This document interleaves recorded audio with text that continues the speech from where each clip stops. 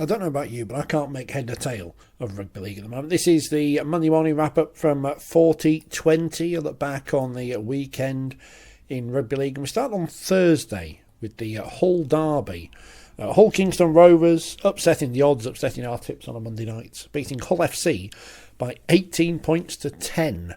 6-all at half-time, but Rovers pulled away in the second half to get the bragging rights. We'll hear from Carlos Timavavi, who is back in the Hull FC lineup in a moment, but first, here is the still new Hull KR coach, Tony Smith. Tony, superb victory, you must be delighted.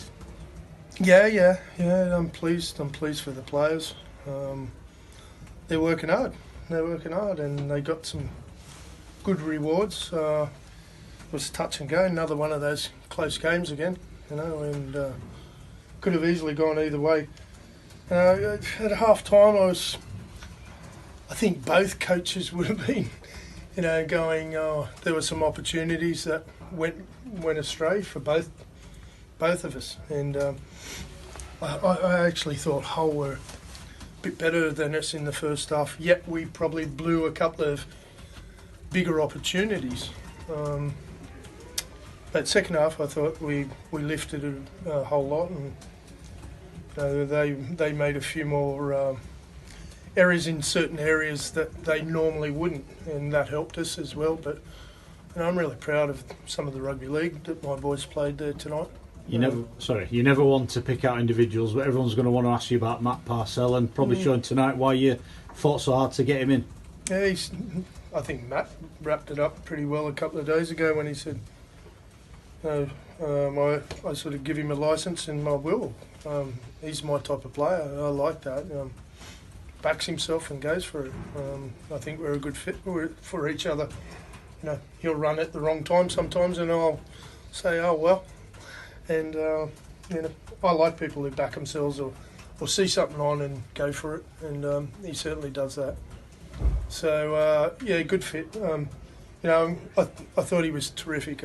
Did some really good stuff for us. But I'm going to put two more in that I thought were absolutely terrific. That's the best I've seen Wella Haraki play for a while, and also Big Mossy, Masawa. I thought they were outstanding, the three of them. Others added in, and there were some other, team efforts and individual efforts that complemented them. But if you're looking for standouts, it was the three there that I thought, wow, they've had big games. Mossy was trying his socks off again. Like, he has been since I've been here. But I thought he played really well off the bench. How good is it that you can have both him and Garbutt out for too long this year? It's been one or the other pretty much here. Yeah, that's right. And, sometimes the results suffer from it. We've had some close results, even over the last few weeks. Close results. It was close again tonight. It could have gone either way right up to the last couple of minutes. And, a few weeks ago, the Wigan game where we went down and, by a couple of points, we won the Warrington game. The last couple of weeks, last week with London down by a couple. So we're not that far off. But I'm really encouraged by the way that they're, playing and some of their attack, but buying into some of the defence as well. They're working really hard in that, and we realise we had to work really hard on defence, and it's not quite there yet, but it's a work in progress. Yeah, the boys are a bit quiet at the moment. I think much has been said apart from Lee Radford saying his speech, but definitely disappointing. What cost you tonight? I think ourselves. I think we beat ourselves, to be honest. But not taking it away from KR. They played well tonight. They played with a lot of energy, and we just couldn't seem to get into the game. So. Do you feel like you had a chance in that back end? You got within 2 points late on. Yeah, we did, but then we just kept making silly errors or giving a silly penalty away in crucial times of the game, and we just made it hard for ourselves, and I just felt like we're sitting on our own try line for most of that second half. And when we did get the ball back, we had no energy, or like I said before, we just made silly errors or just turning the ball over cheaply. What was the message from Lee after the game? So obviously you've been on a really good run of late, so get back on the horse type thing. He just said we were out enthused, out energised, and we just ran at the races tonight, and he just said they deserved to win, and they did. How did you feel yourself, Carlos, first game back? Yeah, obviously tough with the result, but personally it's a positive for me to get through that game unscathed with any other injuries or my current injuries. So I'm happy to get through that game, and I think the more game time I get, the fitness will get back, and hopefully get on a run of games as well. What do you put that performance down to, Carlos? Obviously you've been in some good form over the last 4 weeks. The players must have been confident of building on that, but seem to sort of take a step backwards in terms of performance today. Yeah, the boys are playing awesome in the last few weeks, and the confidence is obviously sky high. And we came into the game with a lot of confidence as well, but like I said, nothing just clicked for us tonight. We were turning the ball over very, very poorly. Some bad decisions offensively, offloads, some kicks, and nothing just clicked for us tonight. Let's hear some reaction from after that game from our experts who were there at the ground. Mark Wilson was joined by the former Hull FC and Hull Kings the Rovers man, Paul Cook. What a way to win it, Paul Cook. The red and whites, I think, to be fair, mate, value winners, weren't they? Yeah, I thought so. I think on the balance of play, they've probably created a few more opportunities. The scoreline, whilst only 18 points to 10, could have been a lot higher on both teams. Both had some real opportunities to score some tries, particularly first half, but on evidence of the game, I think Hull Kings and Rovers have shaded it, and deservedly so. Matt Parcell gets the golden moment, if you like, at the end, and there's no doubt about it, mate. He was the match winner, wasn't he? Man of the match on the telly, and I think if we'd have had to pick one, he'd have been our man of the match as well. Yeah, I think so. He had some zip, doesn't he? He had some zip to Hull KR around the ruck, and he had some pace, and he gets everybody else on the front foot. I thought he was fantastic. As soon as he had any opportunity to run, he ran, and that's what he does best. He runs and he causes chaos in and around the ruck. So defended really well as well. I thought in the middle of the field for 80 minutes. He's probably only had a couple of sessions with Hull KR, but full value for them moving heaven and earth to try and get him over the line. Yeah, and it did take some getting. Kev has been on Facebook saying straight away, why did Leeds get rid of him? Look, clearly they spotted deficiencies in his game, that they felt Sean Lunt is a better option for them at this moment. They're doing what they think is right for them, and Tony Smith's doing what he thinks is right for Hull KR. Yeah, well, Tony notoriously likes quick nines, doesn't he? Darryl Clark at Warrington, his last one, but he likes players that can get out there and cause trouble. So Matt Parcell fits that. It's a piece of business that both clubs wanted to do. It's taken a little bit of getting over the line for Hull KR, because they had to get rid of a quarter player in Junior Vai before he could bring Matt Parcell in, but Tony's weaved some sort of magic wand, hasn't he? He's brought in 4 players now, and all 4 of them contributed to a win tonight. I was going to say, you mentioned the lads, that played last week, the likes of Daniel Murray. I thought he went well. Yeah. Harvey Livett and young Lewis Johnson, on his 3rd Super League game. They've all added, like you said, they've all come in and they've all added something, haven't they? Yeah, absolutely. They give some athleticism, don't they, to Hull KR. They've got some big men in Mossimiso and Mitch Garbutt. They've got some men that can play bigger minutes now in Livett. George Lawler, who's been a constant for them this year, but Parcell just adds some quality in the middle of the field, some quickness to their attack and some speed, and any lazy defenders in and around there, he's gonna punish them. So I thought it was fantastic tonight. Add to that some experience in Maguire, and Ben Crooks was good. Quinlan at full back now. So you see on the evidence of tonight that there's no way Hull KR can go down, and Leeds are in some trouble, or you'll probably say after Sunday Hull KR bottom again, and they're most likely to go down. So it can easily change over the course of a weekend. Yeah, it can do. Stephen makes a good point. He said we talk about player welfare a lot. Hull were in the south of France playing in the heat. They've had to come here on a short turnaround, and we did mention many times on TalkSport 2 tonight, they did look a little bit lacking, didn't they? Yes, they did, but that's no excuse, and that won't be no excuse for Lee Radford. They could have had an away game in Wigan tonight. Listen, they've only had to come across the river, so you look at the fixtures and you think they've been dealt a bit of a bad hand, but listen, somebody had to go to France last weekend, and somebody had to play again on Thursday night, so not too much loss for them. They've not lost against a team in Hull KR who are going to trouble them throughout the season, you wouldn't think, over the longevity of it, but it's certainly a defeat that hurts Hull FC and hurts Lee Radford against Hull KR, particularly in this city. Yeah, look, we talk about, this was labelled the decider by the social media around the game in this city, and it was a decider. Hull KR have won 2 games, so Hull's won in the trio this season, but this hasn't decided anything. It's a dent for Hull FC. They were hoping to get into the top 2. They may still well do that. For Hull KR, they're not safe, but we mentioned again before the game, last 4 games been really tight. how important they come out on the right side of it. Yeah, really important for them tonight to come out on the right side of a result which is tight. There've been so many of them this year which they probably should have won that haven't, and then on the flip side of that, there's been games they should have lost and they've just scraped over the line. But to win a tight game tonight, only losing it by 6 points early, and they've got over the top and into the lead. They've stayed in the lead then for the whole game. So it's a big win for Hull KR. I don't think you can underestimate how big a win it is against a team in the top three and the nearest and dearest. It gives them some confidence moving forward. We've got to keep the feet on the ground because on Sunday they could be back at the foot of the table. So whilst it's ecstatic now and everybody's on a high, it can quickly change in Super League over the course of the next 3 days. Looking at the fixtures, they go to Wigan next week, then they're at Leeds. We've got that game live on TalkSport 2. Then they're at home to Huddersfield. They'll feel they pick up 2 wins against Leeds and Huddersfield. They'll feel surely they've got 1 foot in Super League. Yeah, not far off. Again, a lot will depend on the other results, which is what we want from Super League, a competition which is close and keeps everybody involved until the very last games of the season. So it certainly helps for recruitment once you're safe. Particularly if you've been in and around the bottom of the table, it'll help you do some business for the 2020 season, and the sooner that can be done for every club the better, which is why you see clubs like Hull FC making signings for next year that they've already made, because they're already safe and they're going to be in Super League, so you can sell that dream straight away. But don't underestimate how big a win it is for Hull KR, and it's disappointing for Hull FC and Lee Radford because of the magnitude of the game in this city. It's as simple as that. A lot of people raised eyebrows when we knew Tim Sheens was out of contract end of the season. A lot of people raised eyebrows. Then when Neil Udgell plucked the name of Tony Smith out of the hat, people went, "Oh wow, that's an interesting move." Yeah. Compare that to what's happened at Leeds. They sat their coach 2 months ago. Yeah. Still no coach. That worries me.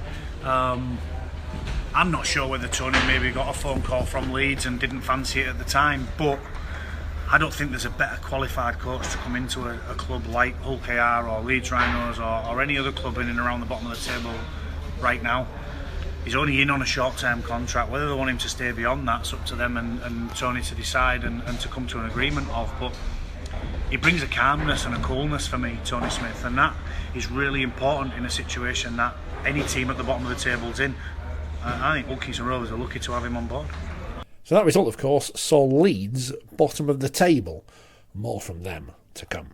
On Friday, St Helens won the big game with Warrington, 21 points to 10. So they extend their lead at the top of the table to 8 points now. Here's their coach, Justin Holbrook. Toughest game I've been involved in, that's for sure. Warrington didn't give an inch, and obviously, really proud of our team to do the same. And never going to get many opportunities in those games, so to be able to finish the game the way we did, extremely proud of our side, that's for sure. And we're hanging in there for a fair bit of that game and just kept hanging in, and blokes playing much longer minutes than what they normally do and all that type of stuff. So huge win for us. You've got this ability, obviously, to score points at will on a lot of occasions, but tonight it was about being patient. How important was it for the guys to stay patient and believe that when the opening came they'd be able to take it? Yeah, well, that was the key. Yeah, because we were never going to get many opportunities. We had a couple of close ones early. Regan just put out, and Matty Lee's juggle one under the stick. So, but it wasn't to be. But that was a pleasing thing. Yeah, we never sort of let it put us off our game or anything. We just stuck to our guns and then finished strong, which I'm really happy with. Has the sim been changed again? Could have done. Yeah, I thought.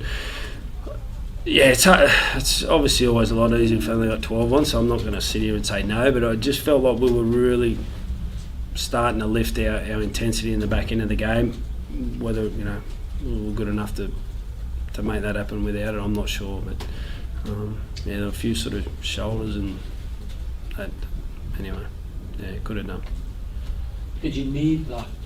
If I use the word grind, right, did you also need that in the context of the season to prepare you even this far ahead of playoff football? Because that looked like playoff football to me. Yeah, it did. It was just a tough game, wasn't it? Yeah. So look, I think the beauty about the way we've played this year is we're okay with that, and that's a big point of difference on last year. We might not have been okay with that. We might have overplayed things and tried to dominate, but today we were fine with how the game was going against a quality opposition. So I think that's the most pleasing thing, and to be able to win that, as you said, in the way the game was played, that's a sign of a good side.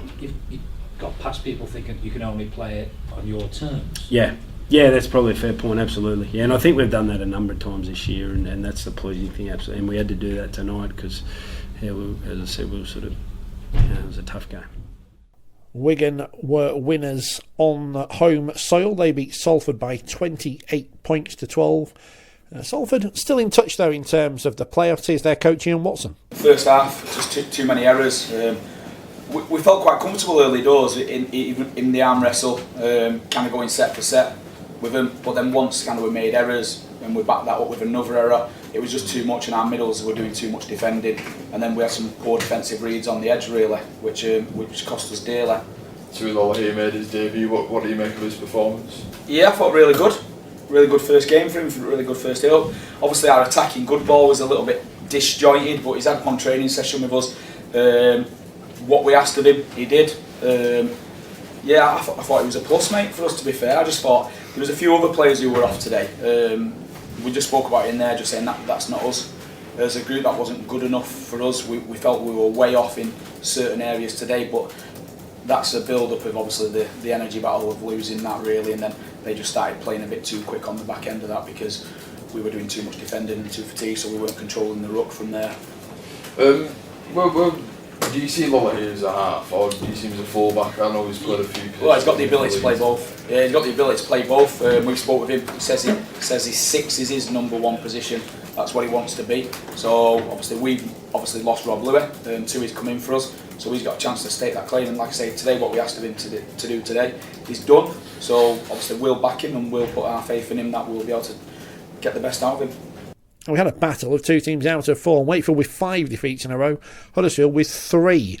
It wasn't likely to be a classic, but it was a decent enough game for Wakefield as they ran away in the second half, nilling Huddersfield and winning by 36 points to 10. In a moment, Simon Wolford, but first here's Chris Chester.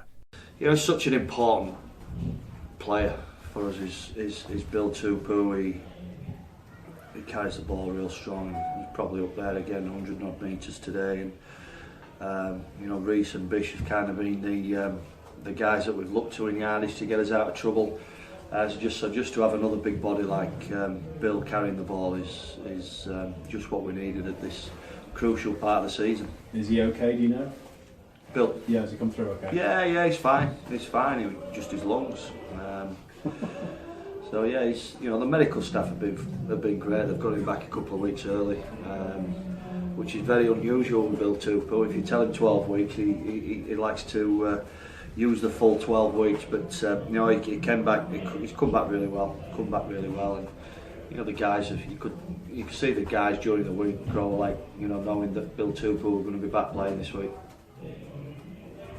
You were honest enough to say you were in a relegation battle a couple of weeks ago. Do you think now you can afford to look at the 5 because you're still in contention? Yeah, I think sometimes I've just got to, instead of coming straight into a press conference after a loss, just sit down and reflect a little bit. I'm really disappointed with myself and how I came out there. And it's not like me, but that comes with the pressure, I suppose. But yeah, it's.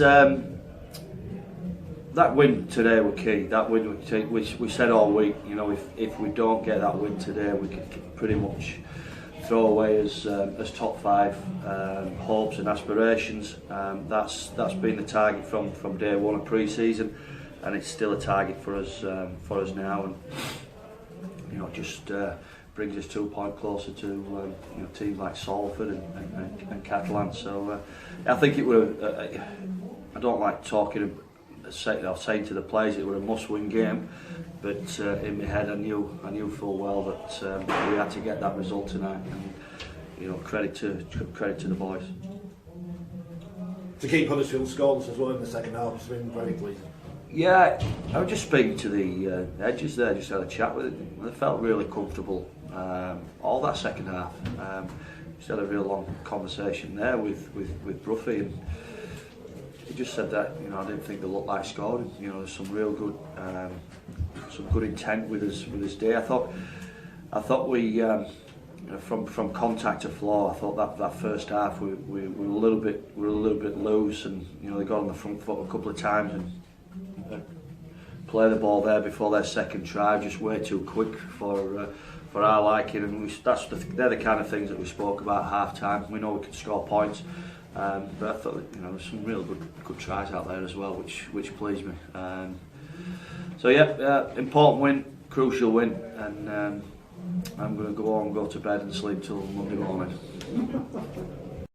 I'm going to have a good look at it.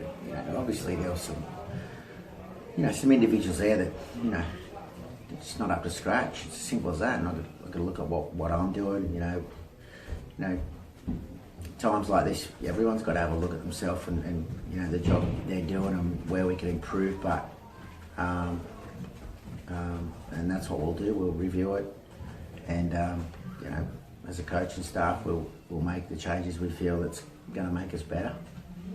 You have to remind yourself that only 3 weeks ago you were at Magic Weekend thrashing Hull. Yeah, well, again, that seems like it was 5 years ago. We should have really kicked on for that, and for the majority of the Cass game the week after we did. Again, we were in a position to win that. We threw it away, and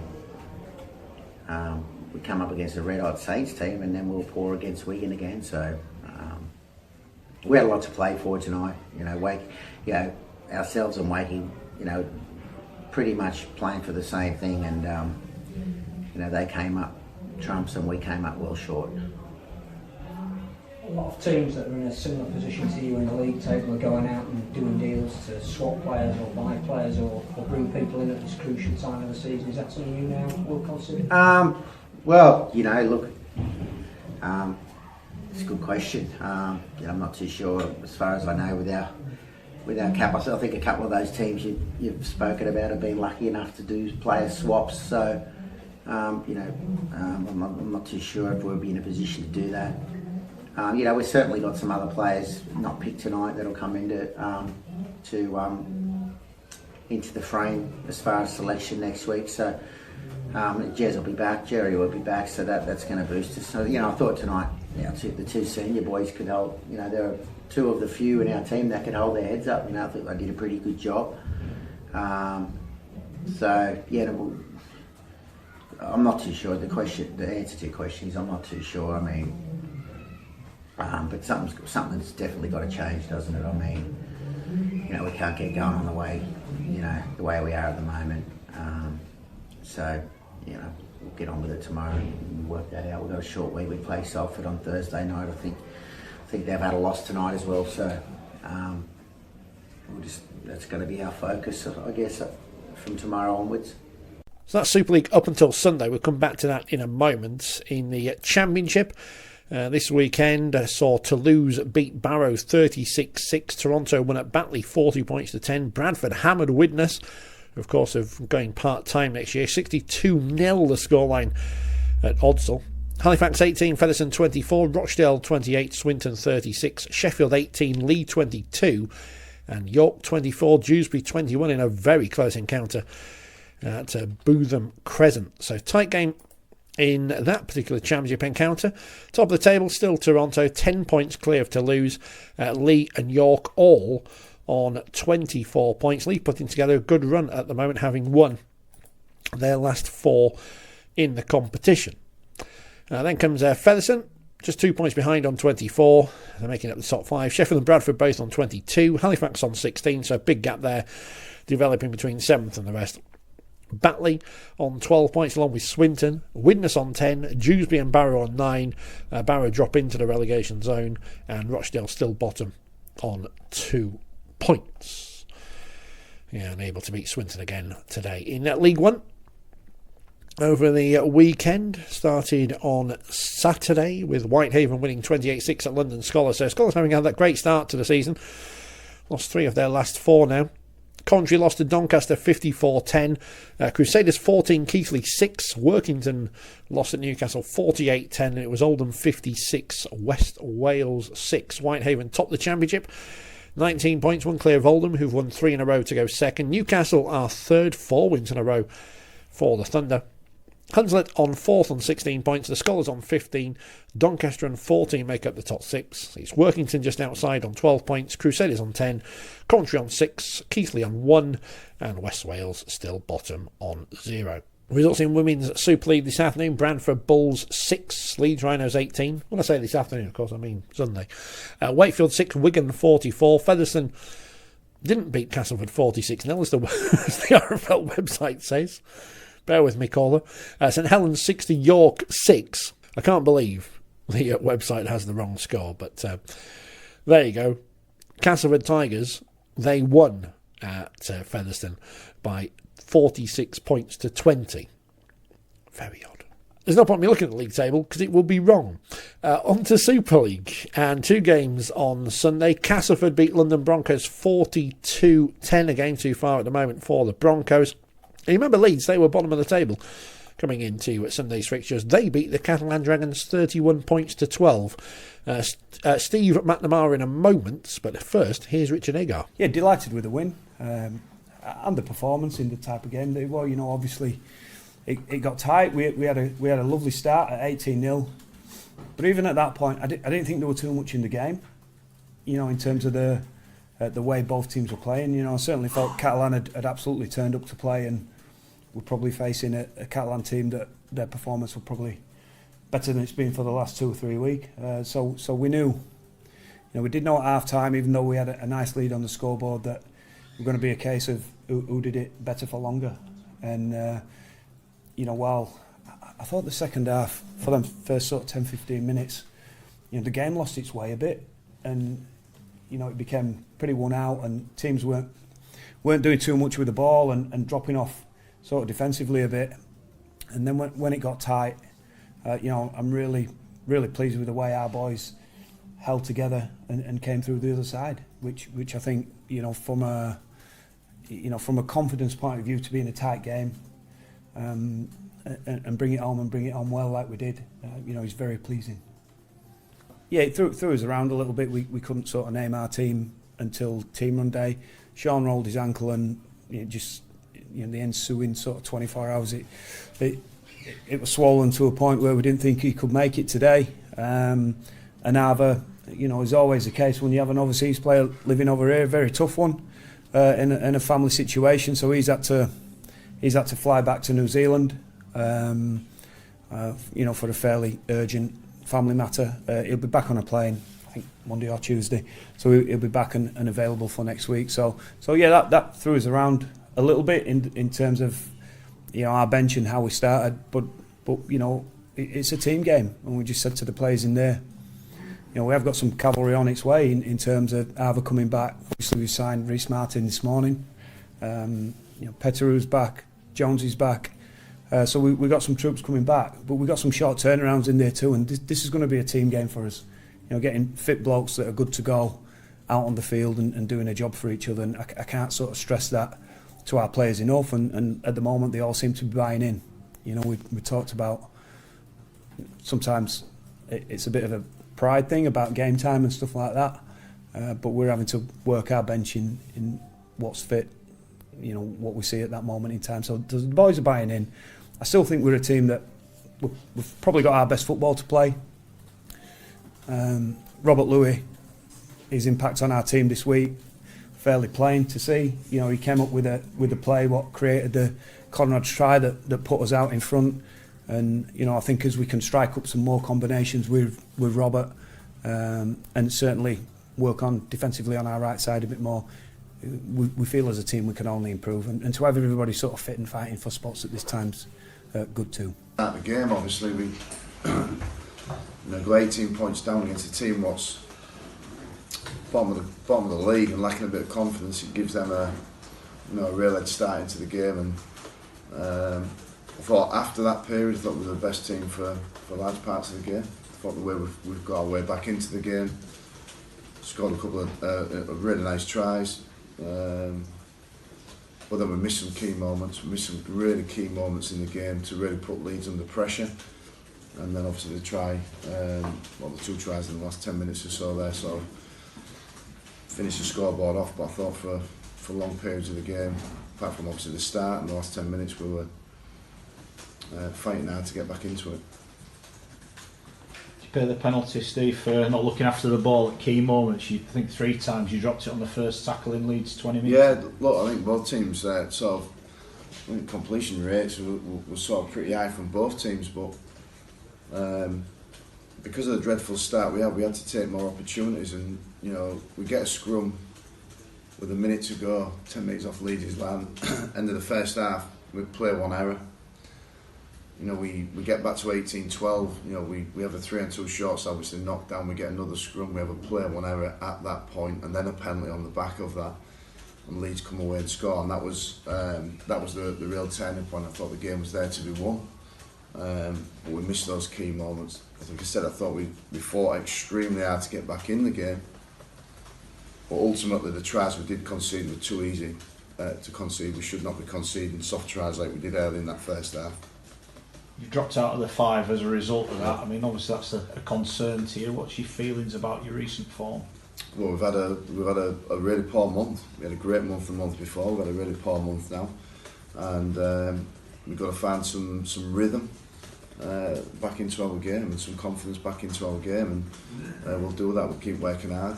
It's not a nice situation to be in terms of the recent form that we've had, but we'll go turn it around.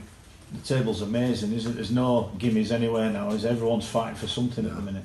No, it's there to be taken, for any team at the minute. It's very, very close. 9 games left. Nobody knows which way it's going to go, and we just need to concentrate on our next game, which is obviously Wakefield next week. So Super League stands like this. St Helens top 36 points from 20 games. Warrington second on 28. Hull 24 points in third. Castleford fourth now, along with Wigan and Catalans. They're all on 20 points. So a big defeat for Catalans in terms of the league positions this weekend. Salford and Wakefield are on 18 points, and there's a 4-point gap to the 4 teams at the bottom. Leeds up to 9th, would you believe it? Huddersfield in free fall, 4 defeats in a row for them. Hull, Kingston Rovers and London. What you can say about the teams around Huddersfield is they have started winning, and that would be a concern. We'll be back on the weekend in more details on 4020 live Monday from 6 p.m. if you've missed it. The podcast is available. It's available as a watch again on YouTube. Is that a phrase? I don't know. Like, share, subscribe, do whatever you need to do, and join us again next time for more Rugby League from 4020.